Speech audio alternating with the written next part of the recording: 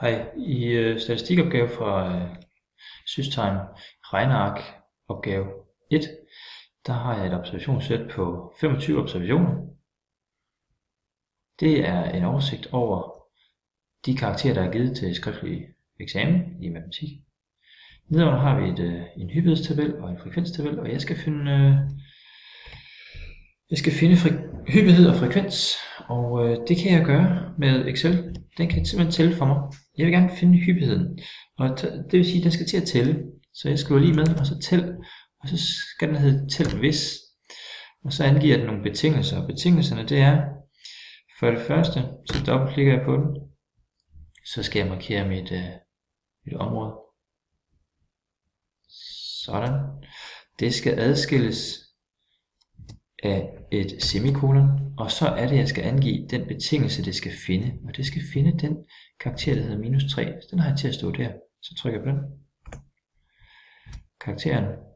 Karakteren minus 3 forekommer altså 2 gange.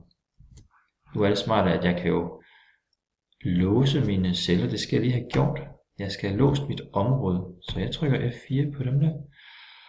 Og enter igen, fordi så kan jeg trække den over.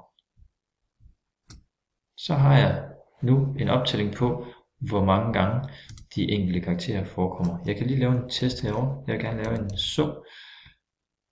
summen af alle de her tal skulle gerne give 25, og det gør den, fordi der er 25 observationer. Nu skal jeg finde frekvensen. Frekvensen, det må jeg gøre manuelt.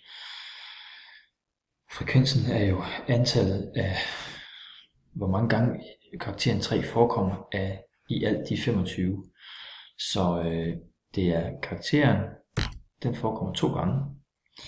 Ud af mine 25 observationer i alt.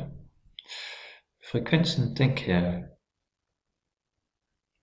gøre sådan der med. Det vil sige, at det er 0,08. Det kan jeg lave om til procent ved at trykke på min procenttegn her. Så har jeg den omregnet til procent. Det som jeg gerne lige vil have gjort, det er, at jeg gerne vil have låst den her. Fordi så kan jeg trække den over. Så tager den automatisk. Og jeg laver lige en test igen. Summen af de her procentsatser skulle gerne give 100. Og det gør det.